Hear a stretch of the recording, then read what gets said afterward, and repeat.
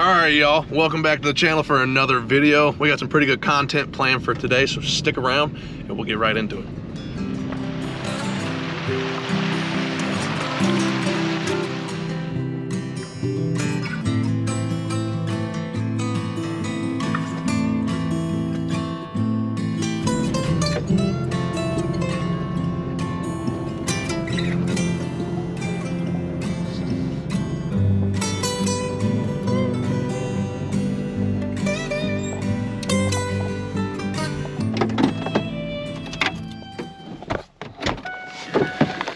Alright y'all, so finally made it up here to the cabin. Y'all, if this is your first time here, my name is Jack. This channel essentially follows me in restoring my great-grandfather's 100-acre mountaintop property here in Virginia, as well as follow me along in my other outdoor adventures, which is a pretty diverse set of things, from hunting, fishing out here on the property to spearfishing down on the beach. That stuff sounds like it interests you, go ahead, smash subscribe. Worst thing that can happen, you don't like the content and you unsubscribe. Just go ahead and do it. So the number one piece of feedback that I've gotten from this channel so far is that I need to stick to the script that I set at the beginning of the video. So today, I'm gonna make sure that that happens. I've got the DR Pro XL30 back out here on the property, and I've got the mulcher. I can't for the life of me remember what that thing is called, but we're gonna get that thrown on. We're gonna get over there to the piles of branches and trees that we created in the last video, and we're gonna get to breaking those down and get them turned into some mulch, and we're probably gonna move that somewhere around on this property. So if that's stuff that interests you, stick around. If not, go on and get out of here. All right, I'm gonna try not to let this like 400 or 500 pound daggone brush cutter crush us here, because that would really not be fun. All right, we got our neutral. Get that choke jumped up. We're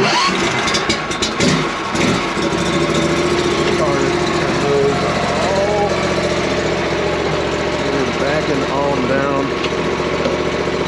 And we are cooking now.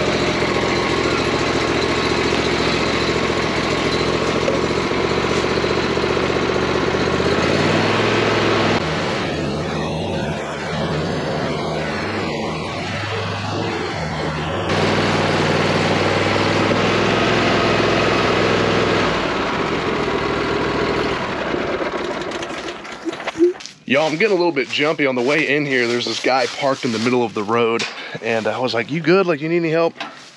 He said, no. I just had a big bear just run across the road in front of me, and I'm waiting for him to come back. And, you know, it's spring. They're waking up with cubs, and I'm not trying to get the crap beat out of me by a mama bear. So, y'all, what I'm doing right now is I'm just taking the tarp off of this, and this is basically the wood chipper attachment that'll be thrown on the front of the power head from the DR brush cutter, I guess. I don't know what you call just the power head. So all right, I'm gonna get this thing taken off, and I guess I'm gonna try to pick it up off of this trailer, even though it probably weighs a couple 100 pounds. All right, let's not break this thing.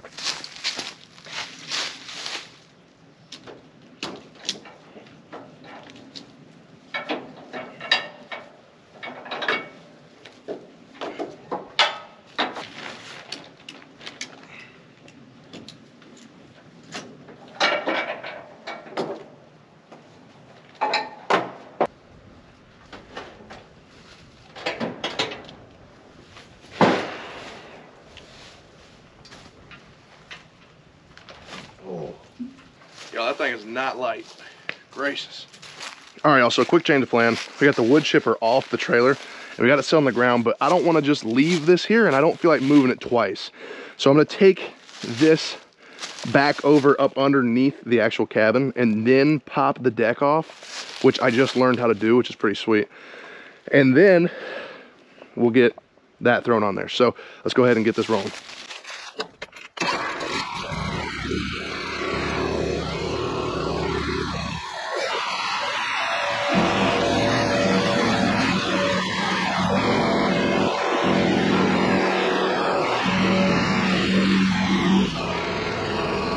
So Y'all, I know this is pretty low light. Oh, well, I can tell you one thing. That one's dying. Yep. Don't need that in my life. One of my biggest critiques of this thing when I did my initial critique on it was that it was really difficult to get this deck off of here. And I started doing research on it and started looking into it, and I was like, well, maybe I'm missing something, right? And so I called in, and they're like, yeah, it's really, really simple. You just take a wrench, put an extension on it, stick it on down. Oh, don't tell me. Don't tell me. Oh, come on. Oh, look at him. I know y'all can see that. Look at that big old black snake right there. He don't like me very much, I can tell you that. See if we can see him on the outside. No, he must be going up. Oh yeah. Oh yeah, there he is. What's going on, buddy? I ain't gonna mess with you. I know y'all can see him right there. Alright, I'm gonna go see if I can figure this out.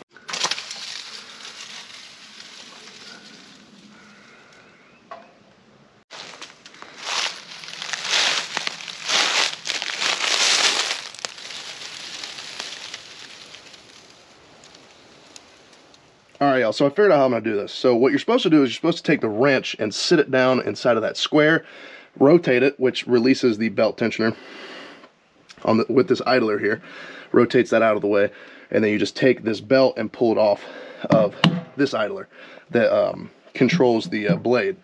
So, since my wrench doesn't fit, I'm going to have to go buy another set, but I did have a pair of vice grips inside of my truck, so I took those, put them around the entire arm, and I'm able to, let's get some leverage here, rotate this, get it up and over, rotate it, belt comes off, and then we'll just back this off.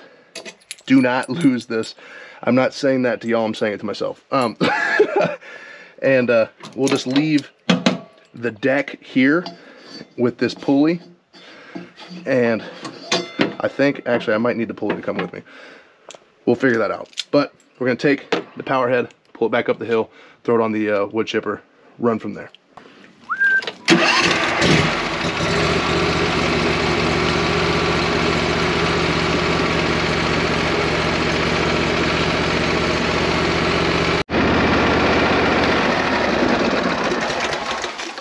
Now, y'all, I am quickly learning that this is a two-man job to get this on. It's not very difficult to get the deck off by yourself, but this thing is kicking my behind. I had to move it from over there to over here, try to get it on flat ground so that I might be able to throw it on there. So, there we go. And now my truck smells like smoke. Awesome. All right.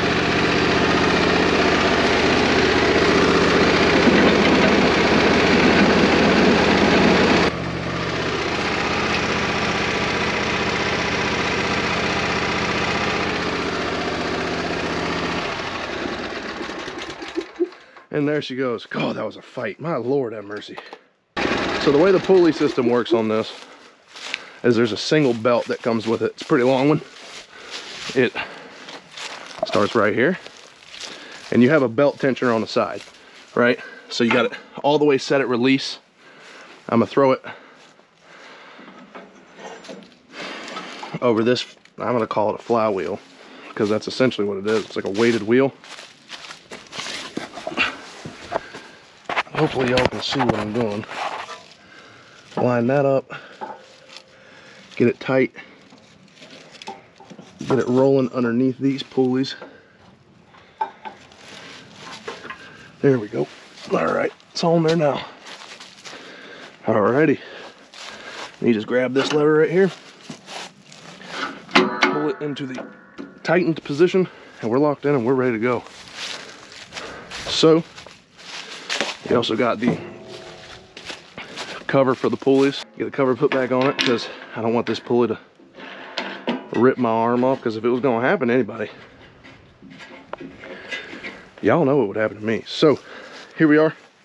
Let's make sure that everything functions. Oh, before I forget, this right here needs to be flipped, which is a wholesale turd to get correct. This is the thing that I told y'all was so difficult in that initial video. All right, 10 years later, that is finished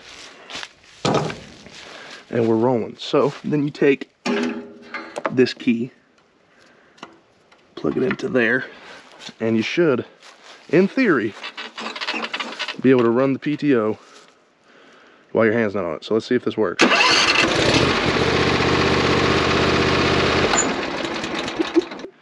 Y'all, I'm gonna be totally candid with you. My head's gonna explode here soon. All right, one more time of flipping those fuses.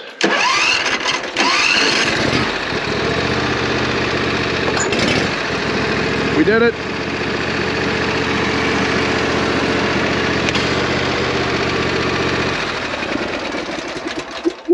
Thank you so much, Lord, because I was about to lose my mind. All right, so basically there's a couple fuses up underneath here that lets this operate with the PTO. So it's just like a safety mechanism that keeps you from killing yourself when you're running this thing. The wood chipper, obviously you can't be holding onto the control station when you're trying to feed branches and stuff through this thing. So you have to have a key from the wood chipper that allows you to keep the PTO running while you're not operating it. So you have to flip fuses up underneath here to make the key send the signal to it to keep running. I don't have the owner's manual with me, and that's the whole story. So let's go ahead and get to work. Let's start running this thing.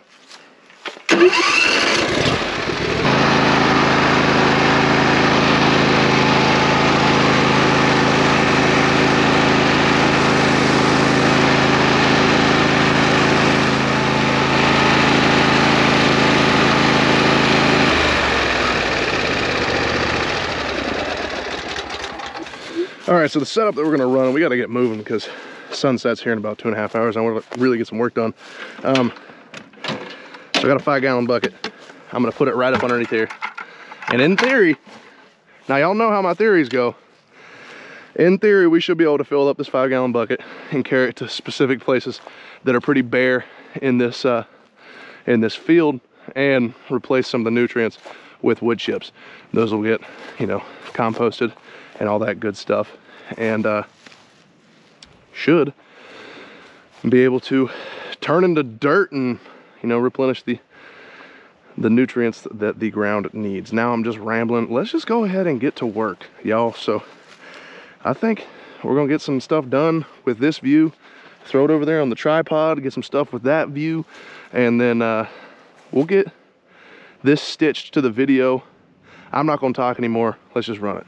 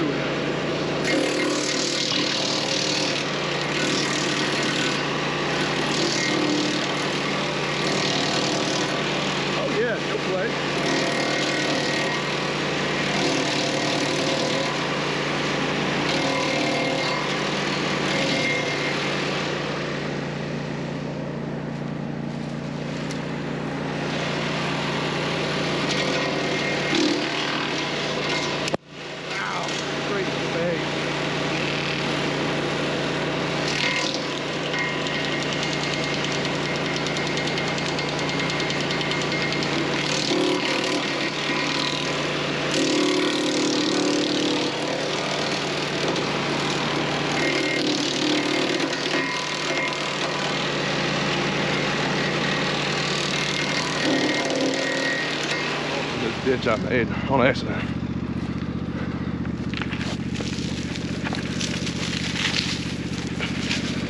It makes good chips. I'm pretty happy with this. Realistically, probably should have brought the chainsaw over here too.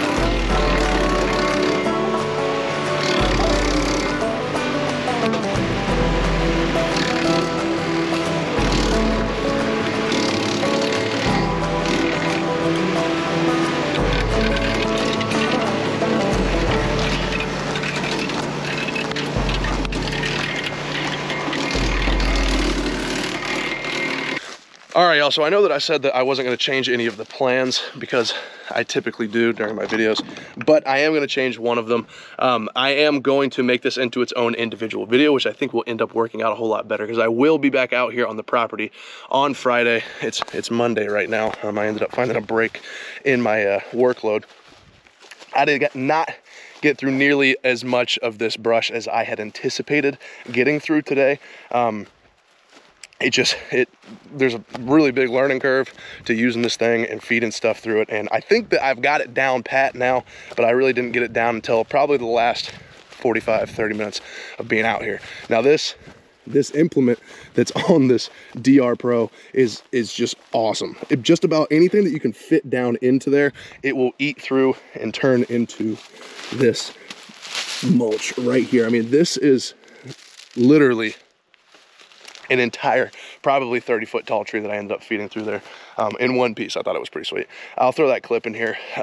I apologize for not having a shirt on. I know that I am fat and a good pasty white, but I got to get that vitamin D somehow. And also, it was just scorching hot earlier and I had to peel off some layers. But guys, that's going to be it for me here on the Appalachian Farmhand channel. If you haven't yet, hit that thumbs up button, subscribe to the channel, come back and join us, I guess, on Friday. So I'll see you then.